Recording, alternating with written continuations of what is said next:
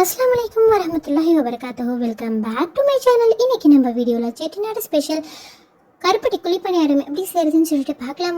வாங்க நம்ம இப்போ வீடியோக்குள்ளே போகலாம். இதுக்கு ஒரு கப் அந்த பச்சரிசி வந்து எடுத்து வச்சுருக்கேன். அதே கப்பால் ஒரு கப் வந்து இட்லி அரிசி எடுத்து வச்சுருக்கேன். Same like that. அதே கப்பால் 1/4 கப் வந்து வெள்ளை உளுந்து வந்து எடுத்து வச்சுருக்கேன்.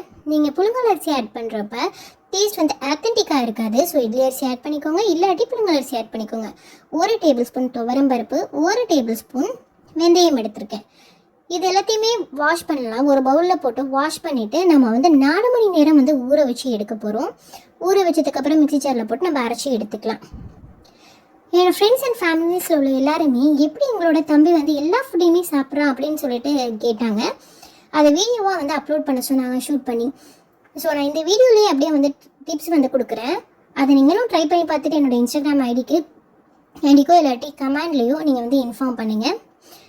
நாங்கள் எல்லா ஃபுட்டையுமே எப்படி வந்து கொடுக்க ஸ்டார்ட் பண்ணோம் அப்படின்னு பார்த்தீங்கன்னா, ஃபஸ்ட்டு வந்து அவன் ரொம்ப அழுகுவான், சாப்பிட மாட்டான், வாமிட் பண்ணுவான். வாமிட் பண்ணாலும் பரவாயில்ல அப்படின்னு சொல்லிட்டு அகெயின் அண்ட் அகெயின் அந்த ஃபுட்டை வந்து எப்போல்லாம் குக் பண்ணுறோமோ திரும்ப திரும்ப கொடுப்போம். வேறு ஃபுட் வந்து நாங்கள் கொடுக்க மாட்டோம். சாப்பிட்டா இதை தான் சாப்பிடணும் அப்படின்னு சொல்லி நாங்கள் வந்து கொடுக்க ஸ்டார்ட் பண்ணோம். அதுக்கப்புறமா தான் வந்து பழகிறதுக்கு வந்து ஆரம்பித்தான். முன்னாடி வந்து அழுகிட்டே சாப்பிடுவான், வாமிட் பண்ணுவான். அதுக்கப்புறமா அழுவிட்டு மட்டும் சாப்பிட ஆரம்பித்தான். அதுக்கப்புறம் பார்த்தீங்கன்னாக்கா இருக்க அவனுக்கே வந்து பழக ஆரம்பிச்சிருச்சு. இப்போ எது கொடுத்தாலுமே வந்து சாப்பிட ஸ்டார்ட் பண்ணிட்டான். இப்போ நம்ம வந்து பேட்டர் வந்து ரெடி ஆகிடுச்சு. நல்லா திக்காக வந்து பேட்டரை வந்து ஃபைனாக வந்து அரைச்சி எடுத்துக்கோங்க. இது கூடவே கருப்பட்டி வந்து நம்ம இப்போ வந்து 1/4 கிலோ வந்து நான் எடுத்திருக்கேன். இது கூட 1/2 கப் வந்து தண்ணி ஊற்றிட்டு இதை நல்லா வந்து மெல்ட் பண்ணி எடுத்துக்கலாம். இது மெல்ட் ஆனதுக்கு அப்புறமா லைட்டாக சூடு ஆறுனதுக்கப்புறம் நம்ம பேட்டரில் வந்து ஊற்றிடலாம். அதே மாதிரி பார்த்திங்கன்னா உங்களோட குழந்தைங்களுக்கு வந்து ஊட்டி விடும் போது ஃபோன் வந்து கண்டிப்பாக வந்து கொடுக்காதீங்க. கொஞ்சம் டைம் ஸ்பெண்ட் பண்ணி அவங்க கூட கொல்லையில் வச்சோ இல்லை மாடியில் வச்சோ இப்படி வந்து ஃபுட் வந்து கொடுக்கறதுக்கு ட்ரை பண்ணுங்கள். இப்போ இந்த பேட்டர் கூட தேவையான அளவுக்கு நம்ம உப்பு வந்து ஆட் பண்ணி நல்லா வந்து மிக்ஸ் வந்து கொடுத்துக்கலாம். மிக்ஸ் பண்ணிவிட்டு 8 மணி நேரம் நம்ம வந்து ஊற வைக்க போகிறோம். அப்படி இல்லை அப்படின்னாலும் 5 மணி நேரம் வச்சு மேக்ஸிமம் வந்து இதை புளிக்க வைக்கணும். அப்படி இல்லாட்டி ஸ்பஞ்சியாக வந்து உங்களுக்கு வராது, அழுத்தமாக வந்து போயிடும். சுட்ட உடனே சாப்பிட்றப்ப கொஞ்சம் சாஃப்டாக இருக்க மாதிரி தெரியும். பட் அது ஒரு 1/2 அன் ஹவர் ஆகிடுச்சுனாக்கா பல்லே உடஞ்சிரும், அந்த அளவுக்கு அழுத்தமாக போயிடும். இப்போ நம்ம பணியார சட்டியை வச்சுட்டு நான் நல்லெண்ணெய் வந்து ஆட் பண்ண போகிறேன். இது கூட ஒரு டேபிள் ஸ்பூன் நல்லெண்ணெய் ஆட் பண்ணிக்கலாம். நல்லெண்ணெய் ஆட் பண்ணுறப்ப தான் ஆத்தென்டிக் டேஸ்ட் வந்து கிடைக்கும். நெய் ஆட் பண்ணுறப்ப அதோட சேம் எக்ஸாக்ட் ஆத்தென்டிக் டேஸ்ட் வந்து உங்களுக்கு கிடைக்காது. ஸோ நல்லெண்ணெய் வந்து ஆட் பண்ணிக்கோங்க. ஆட் பண்ணிவிட்டு நம்ம பேட்டர் வந்து ரெடி பண்ணியிருக்கோம் இல்லையா, இதை வந்து ஊற்றிக்கலாம். உங்கள் குழியில் ஊற்றிக்கிறப்ப கொஞ்சம் இடைவெளி இருக்கிற மாதிரி வந்து ஊற்றிக்கோங்க. அப்போ தான் இது வந்து உப்பி வரதுக்கு வந்து கரெக்டாக வந்து இருக்கும். இது எல்லாத்தையும் ஊற்றினதுக்கப்புறம் மூடி போட்டு வேக வச்சு எடுத்துக்கலாம். மூடி போட்டதுக்கப்புறம் லோ ஃப்ளேமில் தான் நான் வச்சுருக்கேன். நான் பெரிய அடுப்பில் வச்சுருக்கனால லோ ஃப்ளேமில் வச்சுருக்கேன். இது ஒரு 5 மினிட்ஸில் குக் ஆகிடும். 3 மினிட்ஸ்க்கு அப்புறமா இதை திருப்பி வந்து போட்டுருங்க. கலர் சேஞ்ச் ஆனதுக்கப்புறம் அதே மாதிரி திருப்பி மூடி போட்டுட்டு அந்த பக்கமும் வெந்ததுக்கு அப்புறமா கலர் சேஞ்ச் ஆனதுக்கப்புறம் நம்ம எடுத்துட வேண்டியதுதான். அப்புறம் உங்கள் குழந்தைங்களுக்கு பார்த்தீங்கன்னா மாடியில் வச்சு ஃபுட் வந்து கொடுக்கணும் அப்படின்னு சொல்லிட்டு சொன்னேன். ஆனால் ரொம்ப வந்து சிரமம் தான். மினிமம் வந்து 1.5 hours ஆச்சும் நம்மளுக்கு வந்து ஆகும். மொபைல் கொடுத்து ஃபுட் வந்து கொடுத்து பழக்காதீங்க தயவு செஞ்சு. உங்களுக்கு ரொம்ப முடியாத பட்சம் வெளியில் இருக்கீங்க அப்படின்னா பரவாயில்ல. உங்கள் வீட்டில் இருக்கிறப்ப மேக்ஸிமம் வந்து 12 o'clock முன்னாடியே வந்து குக் பண்ணுறதை வந்து காலைல முடிச்சதுக்கு அப்புறமா பிரேக்ஃபாஸ்ட் பண்ணும்போதே வந்து குக் பண்ணுறதை வந்து பண்ணிட்டீங்க அப்படின்னா உங்களுக்கு குழந்தைங்க வந்து இல்லை அப்படின்னாலும் நீங்கள் மற்ற ஒர்க்கை வந்து கண்டிப்பாக வந்து பண்ணலாம், படிக்கலாம், எழுதலாம், நிறைய விஷயத்தை வந்து கற்றுக்கலாம். குக்கிங்லேயே கிச்சன்லேயே வந்து நிறைய டைம் வந்து ஸ்பெண்ட் பண்ணாதீங்க. அப்படி சீக்கிரமாக வந்து நீங்கள் குக் பண்ணுறதுனால உங்கள் பிள்ளைங்களுக்கு வந்து சீக்கிரமாக ஃபுட்டையுமே வந்து கொடுத்துடலாம்.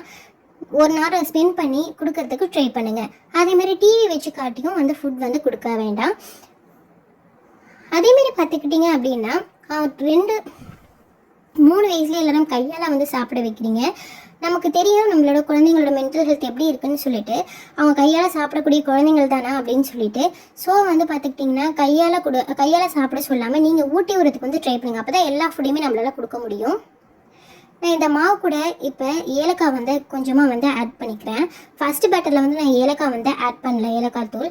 ஏன்னா என் மம்மிக்கு வந்து பிடிக்காதுங்கிறதுனால ஸோ நாங்கள் வந்து இப்போ ஆட் பண்ணிவிட்டு இதை வந்து ஊற்றிக்கலாம். ஃபுட் வந்து உங்கள் பேபிக்கு வந்து கொடுக்கும்போது டிவி இல்லாமல் கொடுக்குறப்பவே அவங்க வந்து சாப்பிட வந்து ஸ்டார்ட் பண்ணுவாங்க. நிறைய விளையாட்டு பொருட்கள்லாம் கொடுத்து வந்து சாப்பிட்றதுக்கு வந்து வைங்க. நான் சொல்லியிருந்தேன் அதேமாரி வந்து வளர்கிற வரைக்கும் வந்து ஊட்டி விடுங்க அப்படின்னு சொல்லிட்டு அப்போ தான் எல்லா ஃபுட்டையுமே சாப்பிடுவாங்க. அப்படி இது இப்படி இருக்குது அப்படி இருக்குன்னு சொல்லிட்டு சாப்பிட மாட்டாங்க. சேம் லைக் தட் பார்த்துக்கிட்டிங்கன்னா உங்கள் ஸ்கூலுக்கு போகிறப்ப பார்த்தீங்கன்னா ரெண்டு செகண்ட் ஸ்டாண்டர்ட் படிக்கிறப்போ நீங்கள் வந்து கையால் வந்து சாப்பிட்றதுக்கு வந்து அவங்களுக்கு ட்ரெயின் பண்ணுங்கள். கையால் சாப்பிடும் போது தனியாக அவங்கள உட்கார வச்சு சாப்பிட சொல்லக்கூடாது. நீங்களும் உட்காந்து தான் சாப்பிடணும். நீங்கள் சாப்பிட்டுட்டே இருக்கும்போது பக்கத்தில் டேபிளில் உட்கார வச்சு சாப்பிட சொல்லுங்கள். சாப்பிடும் போது அவங்க வந்து சாப்பிட மாட்டாங்க. அவங்களுக்கு பிடிக்காத எதையுமே அப்படியே வந்து சாப்பிடாத மட்டும் எடுத்து ஊட்டி விட்டுக்கிட்டே சாப்பிட வந்து வைங்க. அவங்க 2 வாய் வந்து கையால் சாப்பிட்டாங்க அப்படின்னாக்கா நீங்கள் ஒரு 3 வாய்க்கு வந்து ஊட்டி விட ஆரம்பிங்க. அப்போ தான் வந்து அவங்களுக்கு சாப்பிட்றது வந்து எல்லாமே வந்து பழக ஸ்டார்ட் பண்ணும். அப்படி பண்ணுறப்ப தான் உங்களோட குழந்தைங்கள் வந்து எல்லா ஃபுட்டையுமே வந்து சாப்பிட ஸ்டார்ட் பண்ணுவாங்க. அதேமாதிரி ஒவ்வொரு தடவை சாப்பிடும் போதும் இது மாட்டேன்னு சொன்னால் ஒரு வீட்டுக்கு போனால் இது எல்லாத்தையுமே சாப்பிடணும், வேணான்னு சொல்லக்கூடாது.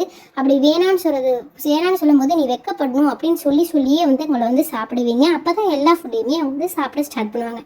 சாப்பாடு விஷயத்தில் எப்போயுமே உங்கள் குழந்தைங்களுக்கு வந்து செல்லம் வந்து கொடுக்காதீங்க. நெக்ஸ்ட் வீடியோவில் இன்னும் சில டிப்ஸ் வந்து நான் சொல்கிறேன். நம்மளோட கருப்பட்டி பணியாரம் வந்து ரெடி அடிச்சு சர்வ் பண்ணுறதுக்கு. இந்த வீடியோ உங்களுக்கு பிடிச்சிருந்துச்சுன்னா லைக் பண்ணுங்கள், ஷேர் பண்ணுங்கள், மறக்காமல் சப்ஸ்கிரைப் பண்ணுங்கள். தேங்க்ஸ் ஃபார் வாட்சிங்.